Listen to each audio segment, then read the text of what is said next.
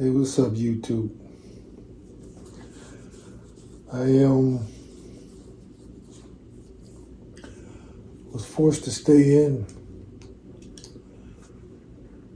the apartment today. I made a video yesterday at the gym before working out. Well, I worked out for a while, but before I was about to play ball with the guys. I call it voodoo. It is voodoo, but it's some type of demonic entity or whatever. Anyway, I call it voodoo, the witchcraft, whatever. Something walked up in the small of my back and just put a crick in it, or a pinch nerve, whatever it is. It's debilitating. And it's very difficult to push off, jump, bend, whatever. And so I tried to play through it. I did play through it, but it wasn't easy at all. And long story short, it got worse once I got back to the apartment. But it's all demonic. It's been happening for years. You just gotta hope that they don't do something like this when you're working out. And they like to get me when I'm about to work out. They make my workout very difficult. I've put up stuff in the past, even as recent as yesterday, I think, when they would blow my lips up, blow my tongue up, tonsils, distort my voice. Things to make my day very difficult. The jitters, real bad jitters. That's mostly every day though. The unsteadiness, inability to pretty much walk a straight line. It's all voodoo and demonic. Most victims like myself will not talk about stuff like this for repercussions, fear of repercussions. And my whole point of making this video is it's going to be one of many because it's just way too big to try to get it in one video. But it's voodoo in the medical field. This right here is too heavy for me to lift for today because of my back. It's a stack about this big right now of the last 5 years. Let's say 5 years. But I've been dealing with this thing for 30 years, at least. Maybe a little longer. It started before I got out of the military. They were prepping me with this voodoo before I got out of the military. By the time I got home, I was having full-fledged hypertension. It's come out of nowhere. We're talking about 220 over 130 in most days. I had to deal with that. African American folks, your ancestors were shackled and drugged here and placed at the bottom of slave ships in the most deplorable conditions. They laid and wallowed in their vomit, their feces, their urine, their corpses, you name it. That was their living conditions. And when they reached these Americas, let's call it, they were whipped and beaten and worked like dogs, lynched, shot down, castrated, knees on their necks, choked out for cigarettes.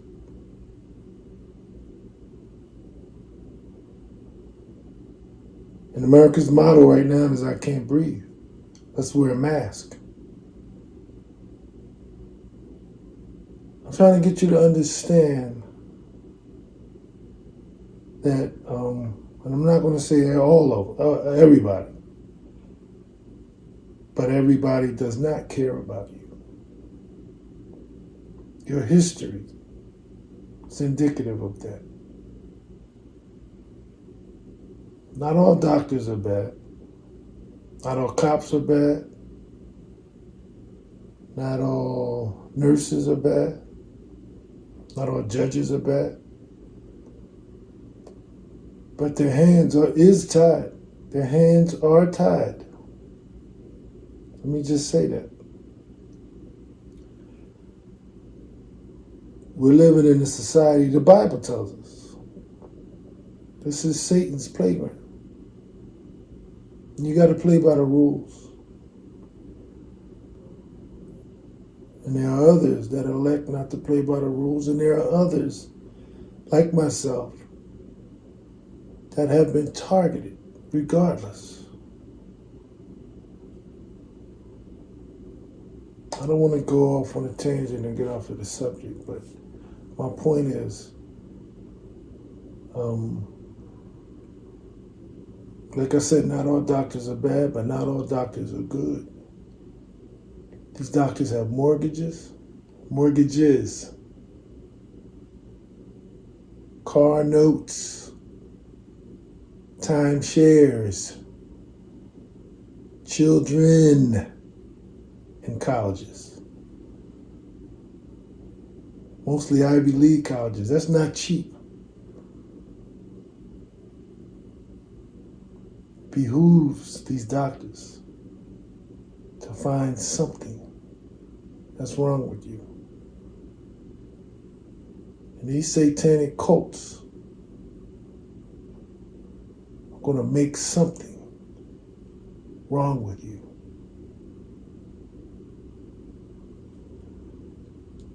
By the way, my apartment building has never been more quiet.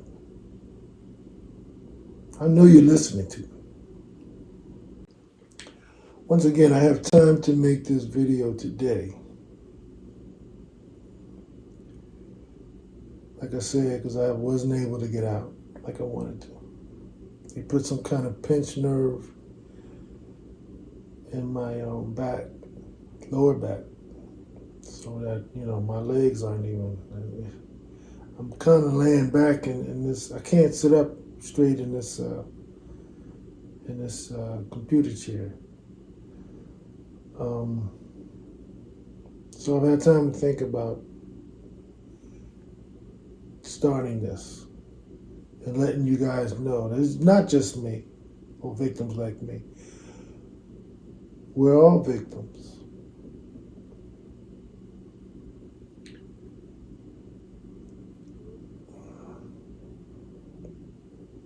We're all victims.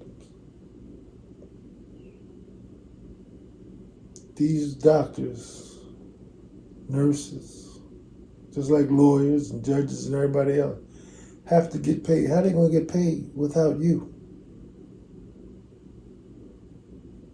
They need you. You think America, you think this world loves you? And that's why they're keeping you around. That's why they're making more appointments and future appointments and prescribing all of these drugs. Who do you think buys stock in most of these drugs? Doctors. Why do you think they go back and forth with medications?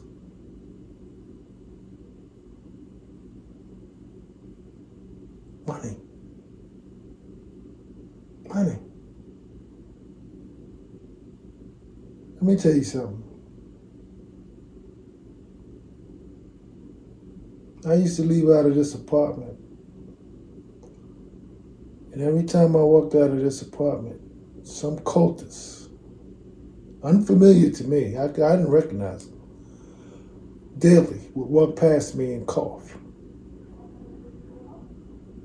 And I knew that they were going to be in my apartment while I was gone. They always left a sign, some type of clue.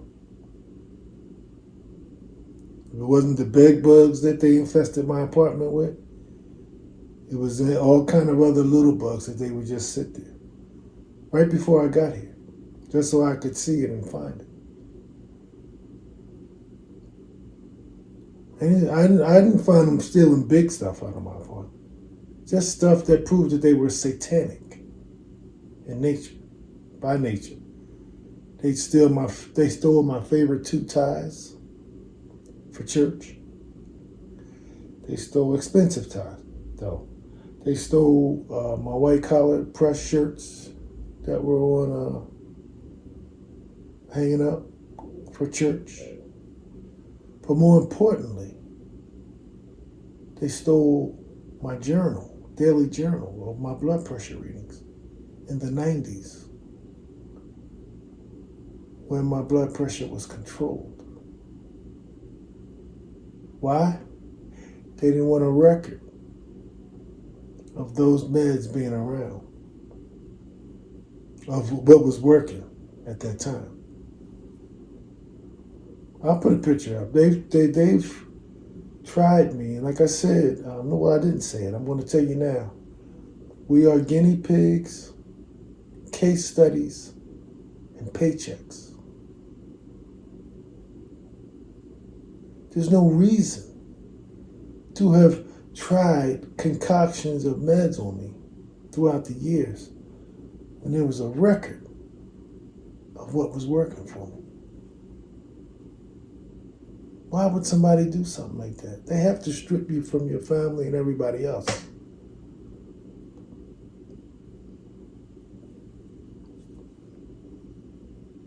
It's a cold business.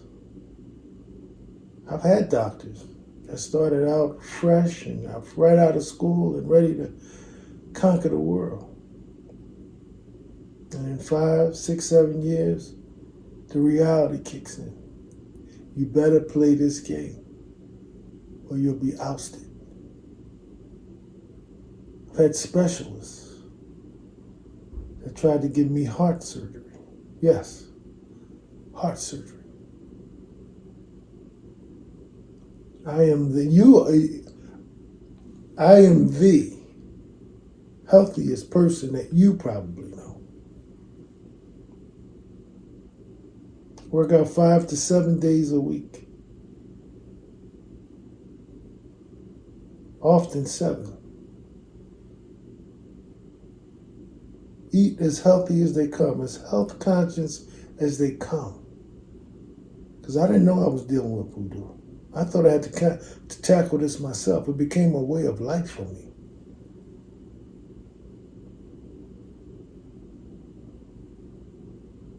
Two to 3 heart specialists want to give me heart surgery.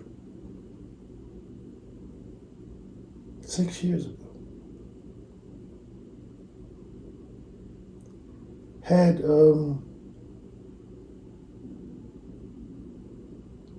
was in the hospital. I had 2 or 3 doctors come in and tell me that I had an aneurysm on my aorta artery is going to burst. This is the type of stuff that they try to do to your head. Fear is what controls us. Fear is what's been controlling the African American boy and girl for 500 years. And the ones that it couldn't control were assassinated. So yeah, black and white, Caucasian and African American, and Indian, Asian, you name it, wanted to give me all kind of surgeries because they could. They felt like they could. He's got nobody. He's got nobody.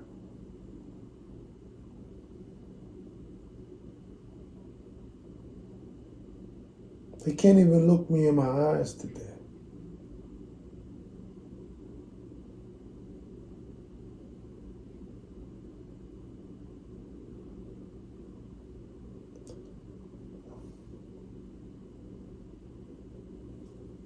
Still quiet as a mouse in here, by the way.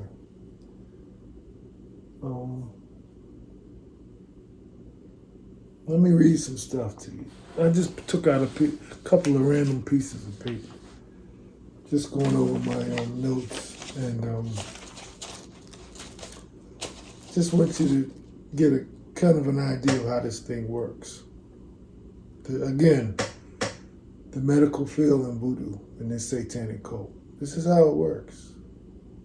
They don't get to pay all that. They don't get to make close to $1 million a year if you're sitting at home and they're telling you that you got a clean bill of health.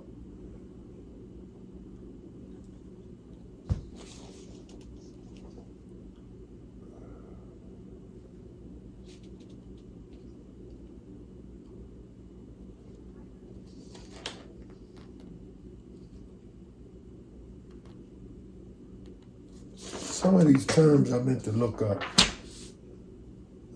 I got to look some of the terms up. I'll be better prepared next time, for sure. But I needed to wet my feet with this.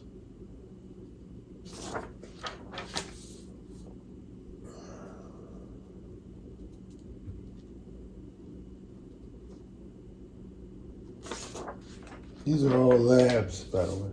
But this is blood pressure, 164/114. This is at the doctor's office. Male, including long-standing as well as bacillar aneurysm, who presents with uncontrolled hypertension and initially with headache. Then it tells all the meds that you've taken.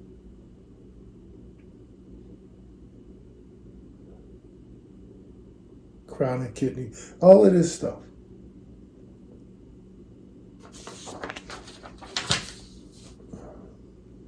Here's a doctor, Miyamatra. Told me I had cancer. I better go see another doctor. Over the phone. After a voodoo-induced stroke, this doctor called me over the phone, an Asian doctor. You have cancer. You better go get it checked out. No support system, no nothing. Imagine how people react who don't know an almighty God. I told myself the devil's a lie. I don't know what he's talking about. And I did go see that doctor. Gas and everything. Time was wasted and everything. To get a clean bill of health. But they can get away with this kind of stuff.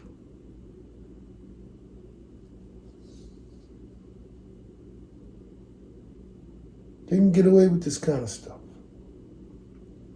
Never a smoker, never used, no alcohol, no nothing of that. Not saying I never used alcohol. I said that wrong. Smoking status, never smoked. Smokeless tobacco, never used. Alcohol use, no, he doesn't use it. I haven't drink alcohol in almost 7 years. And even then I would have a beer here and there.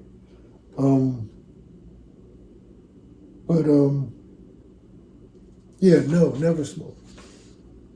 They kept me because I didn't know what was going on one time, a couple years ago. I didn't know what was going on with the voodoo. It was voodoo flickering on my arm, and I thought, wow, what is this? I just had a stroke. I didn't know it was a voodoo-induced stroke. And so I went to see what it was. Blood pressure was wrong, but they kept me, was fine, but they kept me anyway. And this is where they started going to work on me. This is where the doctors would come in They tell me, oh, you got an aneurysm here on this part of the heart, aneurysm over this part of the heart. The VA in Philadelphia, they told me, oh, you got an aneurysm on your brain. Aneurysms are one of the biggest triggers that they use, biggest gestures that they use for the satanic cult. Aneurysms. They told it to my favorite nephew, who was a couple years older than me. He died in his 30s, early 30s. They just told it to my other nephew before they gave him a voodoo-induced stroke as a threat to me. I had mine about 6 months after his. They never text me any pictures of him. They text me a picture of him in the hospital after a stroke. Voodoo-induced stroke, just threats and gestures.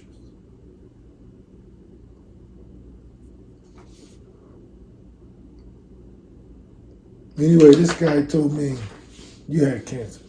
They can get away with murder.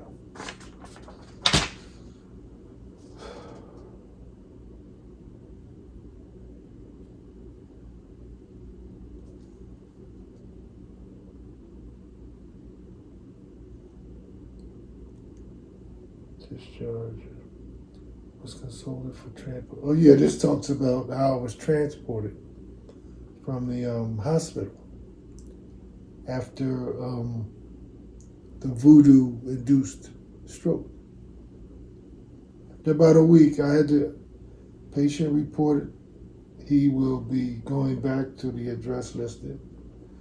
Reported there is an elevator in the building. Patient has a 3-hour window for pickup, and I had to catch a cab back. As I wobbled, falling and leaning up against the wall and the doors, trying to get up. I don't even think I took the elevator. I think I tried to take the stairs. Everything's a challenge to me. But I wobbled and I leaned and I rode the wall all the way to my apartment. And just to watch maintenance and everybody stare at me, looking just crazy.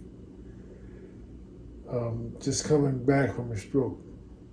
They needed me out of the apartment because by that time, while I was out for that week, they installed cameras all over the place.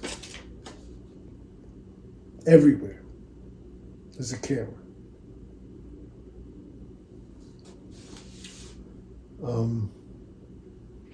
So yeah, that's what this is. This right here, they get you in bad shape, bad state of mind, and then they get you to sign one of these. This is a living will declaration.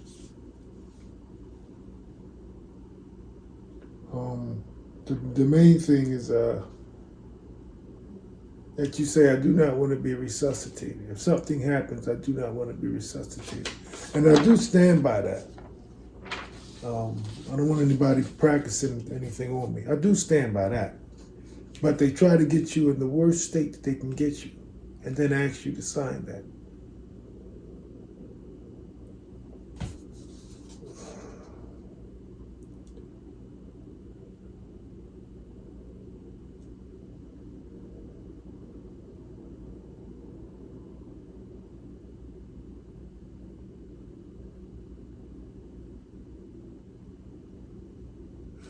This is,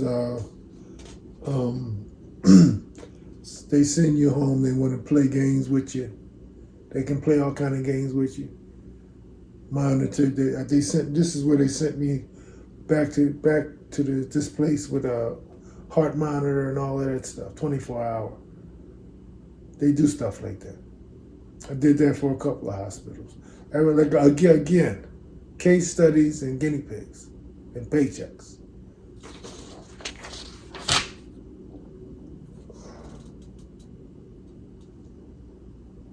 This is a run of my blood pressure. When I admitted myself one time, 163 over 104. That was at 1 in the morning. 193 over 119. That was at 1:30 in the morning. 186 over 118. 2 in the morning. 166 over 102. 239, 165 over 95. It's all a game. Just nurses need to be doing something while they're there on an 8-hour or 10-hour shift. They need people there to do something.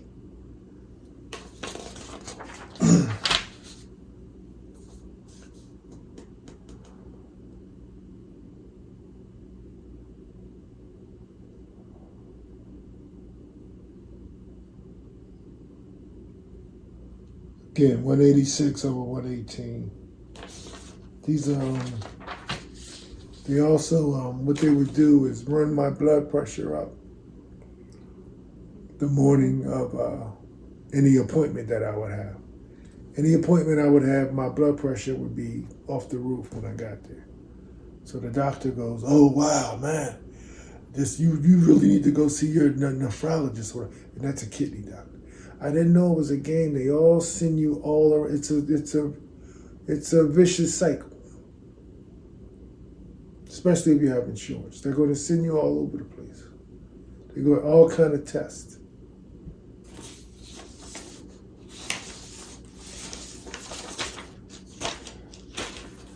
I want to be better prepared for next time. I just wanted to get this out of the way, wet my feet.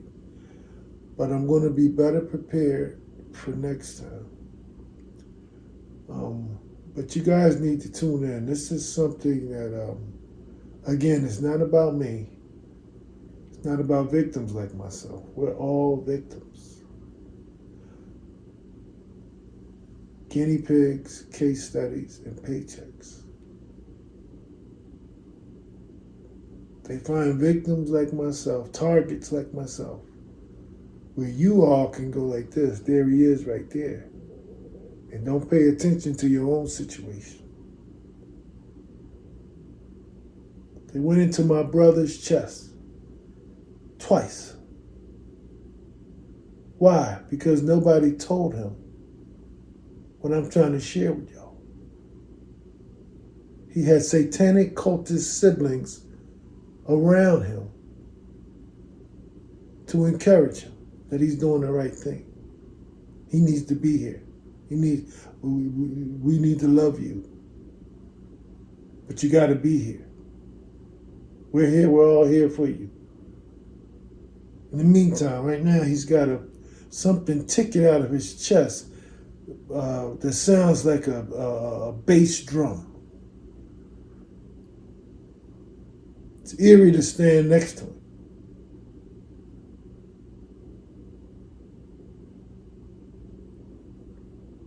Why? Because you trust. Like how Fat Joe put it, I was watching a video the other day. He said something about the main people who ever ripped him off for millions were the ones that came to him with a smile and a suit and a tie. It's like they were his friend. Those were the main ones that got millions out of him, ripped him off. We got doctors, we got lawyers. They come to you with a smile, shake your hand, tell your family members, some best friends you thought. Tell you, I'm just trying to help somebody. I've had one doctor, Indian doctor, Dr. Shah, told me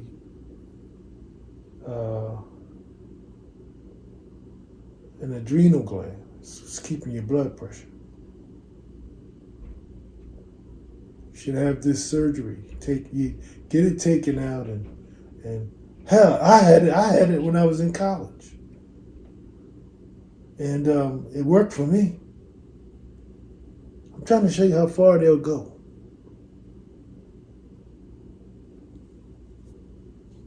To practice on you. I'm trying to show you how far they will go. This is practice. This is a notch on their belt. Just like a player put women on his belt. This is a notch on their belt. I've done these many surgeries. I've done this. I can do it. I know a doctor that's done 20 of those, and they were successful. That's all you'll be, is a notch on their belt.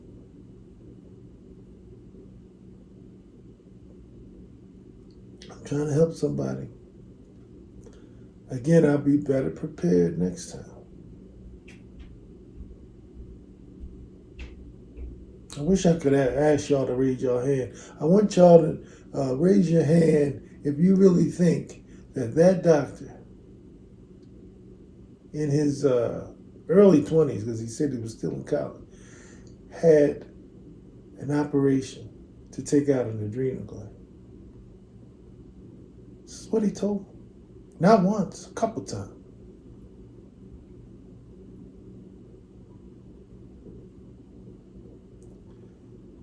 Again, I can't make this stuff up. But we'll, again, I'm scratching the surface.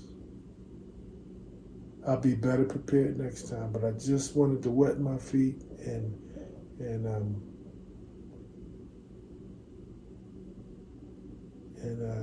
get you on board. This is a must-see. Nobody's doing anything like this. Nobody has they have the stories, but they're not going to share it with you. I'm willing to share it with you. Don't be stupid.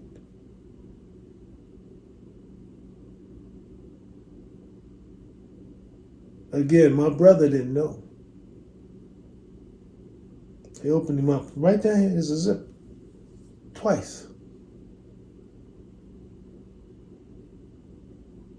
Tick tock like a loud clock. Tick tock, tick tock, tick tock. Practice. Get all you can from me, because I don't know how long they'll let it stay up. Get all you can from me.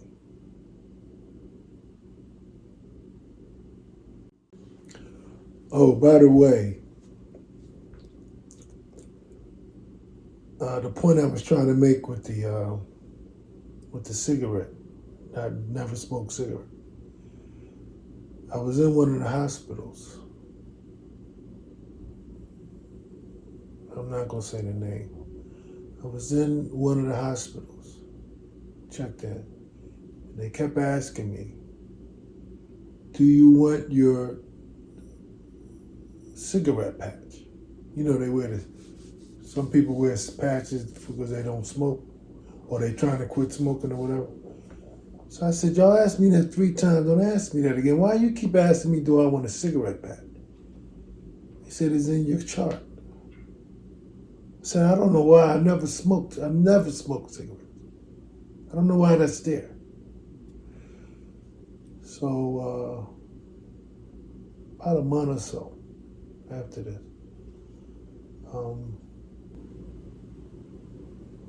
a few weeks or something after that, I met with my mom's one of her older daughters that's into all of this stuff. And she said, did they ask you about the cigarette patch?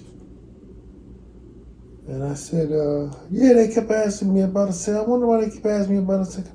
Ha ha ha. In other words, these satanic cultists want you to know, when we get you in these hospitals, or when we get you under our care, that's when we can really get to you. And let me tell you something. My father caught it. He caught it. We'll talk about that at another date. But he caught it. They put him under that kind of care in their own home, his daughters.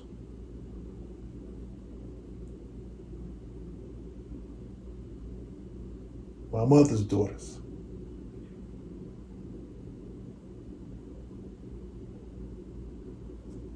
So this is supposed to be about the medical field, but it's about family too.